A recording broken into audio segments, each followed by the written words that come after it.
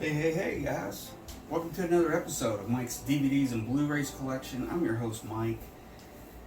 Today, guys, we're going to talk about a writer-director that was very prolific in the Western genre. Probably one of the best directors, writers of kind of comedic Westerns that were kind of a thing, say, big time after the 1965 or so. There was a bunch of them kind of out there. Plus, you have the hack Andrew, what is it? What's his name? Andrew V. I'm trying to think of his dad's name. McLaughlin. You know who? I'll put it down here, anyways. But he made tons of stuff, and it was just a lot of slop a lot of time. Just movies you just really can't watch. I'm not really a fan of comedic westerns. But the guy I'm talking about is Burt Kennedy, and he helped write a lot of stuff. He worked with Bud Budiger a little bit on some of the Randolph Scott movies, and he's worked with a lot of people. And I just thought I would get together some of his movies. There's one in here that he just wrote, and the other ones he wrote and directed. Movies that are on my list. So I just wanted to kind of spotlight Burt Kennedy. Now, this is not showing his best work at all. This is just some movies that I picked up recently. Let's start off with the one that he just wrote. Now, this is pretty good. Return of the Gunfighter. Now, this is a Warner Archive release. It stars Robert Taylor, which he's aged. He had been in the business for roughly 30 years at this point. So now he's not, when he started off, he was one of the, the hot playboy type of, movie idol. He worked with Garbo, and, he was one of those matinee type idols, the handsome guy and stuff. He worked for, MGM quite a bit and everything. Now, this is a Western, so here he's kind of aged. He's got tough skin now, he's older. But really cool. Let me just tell you a little bit about this. Robert Taylor gives one of his best performances in this action-packed Western adventure, co-starring Chad Everett. Released from prison 5 years after being wrongfully convicted of murder, aging gunslinger Ben Wyatt, played by Robert Taylor, wants only to live in peace. And when he's summoned to help an old friend and his wife, who are shot before he can get there, Wyatt and the couple's daughter, played by Ann Martin, set out to find the killers, unaware the young gunman Everett, who rides with them, is the brother of the man behind the murders. Plot change. Although released theatrically overseas, Return of the Gunfighter was originally made for American television. It broadcast on the ABC channel in January of 1967. It marked Robert Taylor's final lead role in a Western, that's kind of sad. A genre which he would continue to work as an uncredited host of Death Valley Days, which was a TV show, and he would narrate it. And he would pass away in June of 1969. He would pass away. But in watching this, when I heard that it had television attached to it, because sometimes television production is not very filmatic. It's very anyways. But when I watched it, it did not seem like something you see on TV, at least with my eyes, and it was pretty good. It's pretty top notch. He gives a hell of a performance. But yeah, it's worth it. Now, see, these DVDs, like on Amazon, they're always about $9.99 or something like that. So you can really pick up a bunch of them. Spend like $50 and get a whole bunch of these archive tales, and sometimes they're cheaper. You just got to keep your eye out. But yeah, great movie, Return of the Gunfighter. I really did enjoy it. Now, not so much. That one doesn't have a comedy edge at all to it, but this one does. This is got two of the biggest stars in Hollywood get together with Burt Kennedy. They make a little movie called The Rounders, which was, gosh, I'm trying to see. Sorry, guys. I'm trying to see when it was written or filmed. 64, 64, 65, somewhere there. But anyways, The Rounders. Not to be confused with The Rounders movie that came out in the 90s. I think it was 1998, which I think dealt with gambling. But anyways, The Rounders. This has got Glenn Ford and Henry Fonda in it.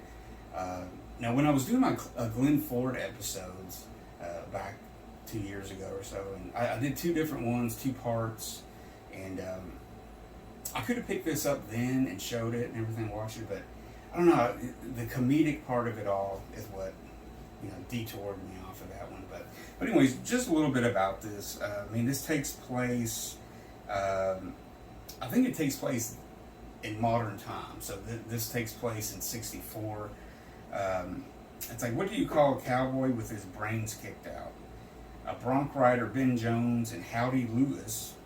Heaven help them are bronc riders. Glenn Ford and Henry Fonda portray the pair who are cowboy enough to do just about any job except for one at hand. That job, saddle a clever, ornery, blaze-faced roan named Old Fooler and make him as gentle as a milk pen calf. Can't be done, and it gets the cowpokes to thinking. Maybe they should make $1 or $2 by wagering that no one at the rodeo can stay atop of him either.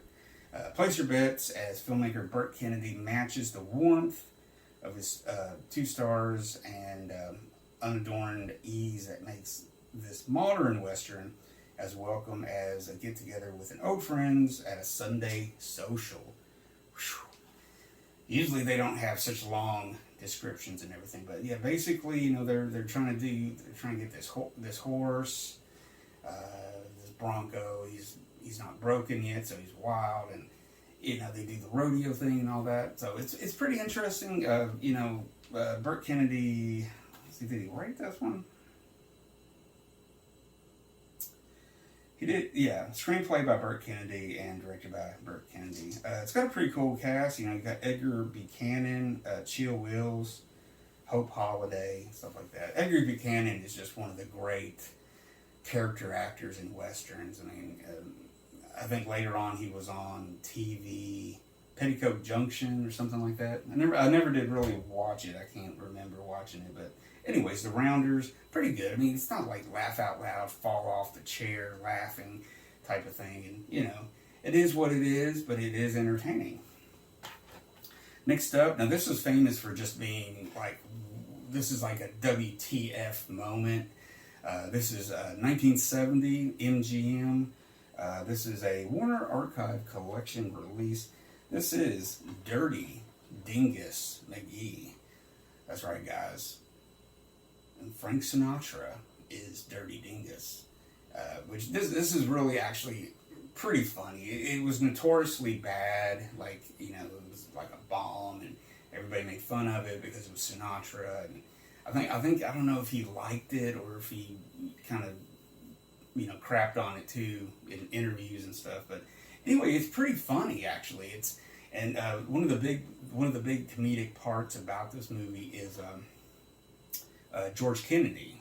George Kennedy was in Cool Hand Luke and just dozens and dozens and dozens of movies throughout his career. And he's really funny. He's really funny in this, and it's well made. Frank Sinatra is just, I don't know what he brings. He doesn't reinvent the cowboy or anything. He's just kind of this down on his luck. Can't get a break, can't catch a break, and everything like that. But pretty funny, I would have to say. But check it out. This is another $9.99 on Amazon. You might be able to find it cheaper. But yeah, Dirty Dingus McGee. Take a chance on it. I liked it. It was funnier than I thought. I thought it was just going to be cringy and just meh, but it was good. Last up, guys, this is final movie. This is directed by Burt Kennedy, and I don't think he wrote this one. No, he didn't write this. But anyways, this is the good guys and the bad guys. This is it's a Warner Brothers release, but it's not a Warner archive. But it's pretty cool. It's got Robert Mitchum, and then we got George Kennedy. He returns in this. Him and Mitchum are teamed up. Another good movie with a great cast. You got David Carradine, you got Tina Louise from Gilligan's Island, you got Douglas Fowley, John Carradine shows up in this too, and pretty young Martin Balsam is in this,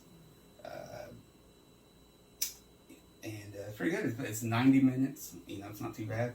But yeah, check that out. It's really cool. It's one of those just like oddball westerns with a good cast. Like they were making around this time. Like movies with Kirk Douglas and all of them just turning out these movies. A lot of them are not good, but there was like a big increase of movies between '65 and the start of the '70s and stuff. Movies like that. A lot of them are comedic edge to it and everything. But this is really good.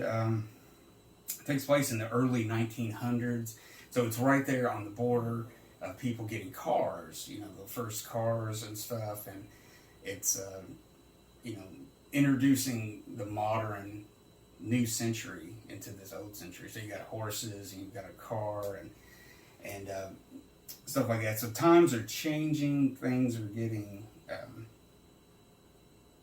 changing and everything. Oh, another thing I want to point out on here, it's got a featurette. This is the first time it was released on widescreen, 16:9. It's in a 2:4:1 ratio, everything, but really good. It's you got the comedic thing because Burt Kennedy was really good at that and everything. So yeah, check that out. It's pretty good, and you can find this too, roughly the same price. And everything. But this is one of the older Warner Brothers release of it. This came out in 2007, so this is before that line.